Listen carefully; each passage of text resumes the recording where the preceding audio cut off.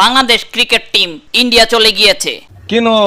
কেন মানে বাংলাদেশ তো ইন্ডিয়ার সাথে 2টি টেস্ট ও 3টি টি-20 সিরিজ খেলবে।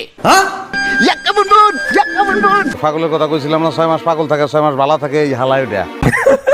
যাই হোক ভাই কথা একটাই, we are looking for India. We are off man, we are looking for Shatrud. ওই মামা না প্লিজ এভাবে ইন্ডিয়ারে ভয় দেখাইস না, তাইলে আমাদের সাথে খেলবো না। কথা সত্য। ভয় কিসের ভয়? এই ইন্ডিয়া কাউরে ভয় পায় না। ভয় যদি নাই পাইতেন তাইলে বাংলাদেশের মতো দলের সাথে খেলার জন্য আপনাদের টপ লেভেলের স্কোয়াড ঘোষণা দিয়েছেন কেন? সেটাই ইয়ে মানে ইয়ে কথা কষ্ট করে কয়দিন আগে দেখলাম পাকিস্তানকে পাকিস্তানের মাটিতেই হারিয়ে দিয়ে আসছে বাংলাদেশ, তাই ডরে শক্তিশালী স্কোয়াড নিয়ে খেলমু বাংলাদেশের সাথে। ডর আর ভয়ের মধ্যে পার্থক্য কি তাইলে? ডর মানে ডরাইছি, ভয় মানে ভয় পাইছি। তাইলে তো দুইটা একই হয়। না না, আমাদের এখানে সবকিছু আলাদা। যেমন যেমন তোমাদের এখানে চুলকে বলো চুল, আর আমাদের এখানে চুলকে বলে মুরব্বি মুরব্বি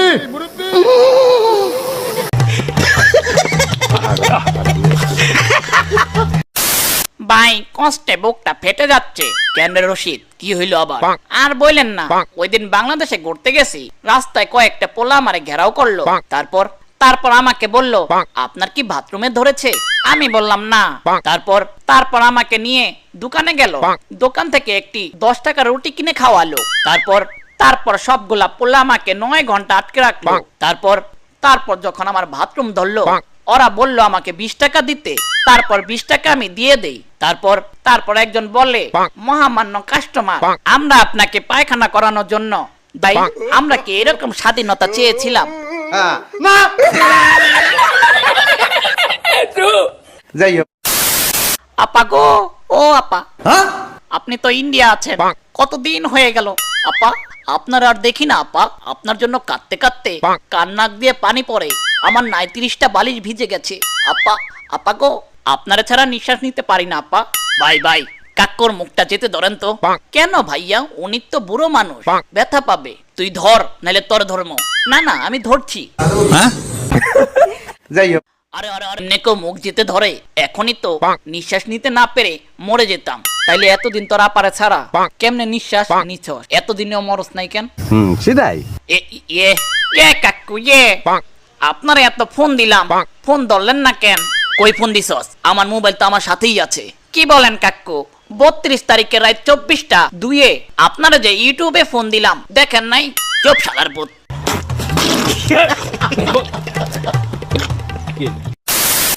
আচ্ছা, আমি যে শুনলাম ইবাদত নাকি খেলবো না। ভাই, বাংলাদেশে এত প্লেয়ার থাকতে আপনি ইবাদতকে নিয়ে ভাবছেন কেন? আরে বেটা, সবারই জানা ইবাদতের কাছে আউট হয়ে টানা কয়েক বছর ডাব্বা মারছি। এইটা আমরা জানতাম।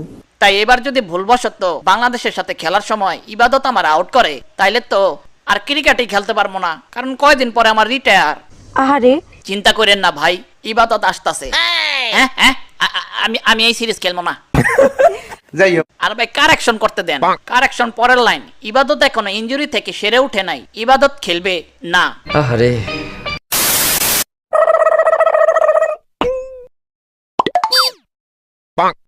হিটম্যান ভাই, আপনার কাছে আমার একটা জাস্টিস লাগবে। কিসের জাস্টিস? বইলা ফেলো ভাই। বাংলাদেশ দলে একজন খুনি আছে, সেই খুনি নিয়ে বাংলাদেশ আমাদের দেশে খেলতে আসতেছে। আমার তো ডরে শরীর কাঁপতাছে, কখন জানো ওই খুনি আমারে খুন করে ফেলবে। খুনি নিয়ে বাংলাদেশ স্কোয়াড ঘোষণা করছে। হ্যাঁ ভাই, হ্যাঁ তুই থাক, আমি জাস্টিসের জন্য দাবি করতাছি। ভাই, উই ওয়ান জাস্টিস।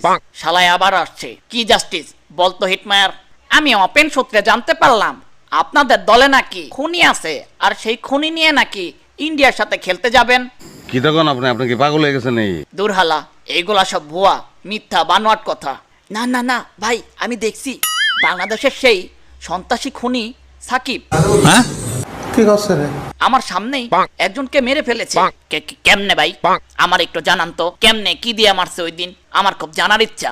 একটু খুলে বলুন। শোনো তাইলে, ওই দিন আমি রাস্তায় দাঁড়ায় ছিলাম, হঠাৎ করে দেখি আমার সামনে দাঁড়ানো একজনের মাথায় আকাশ থেকে গোল একটা কি জানি পড়লো।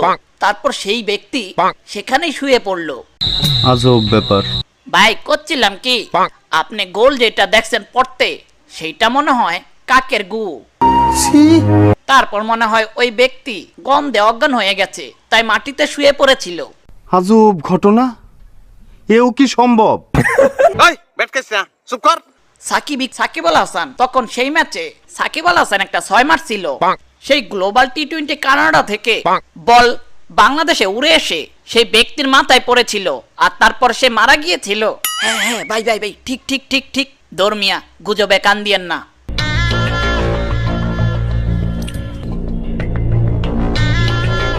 এ সাকিব ভাই, আপনি কি কিছু বলবেন খুনের মামলা নিয়ে?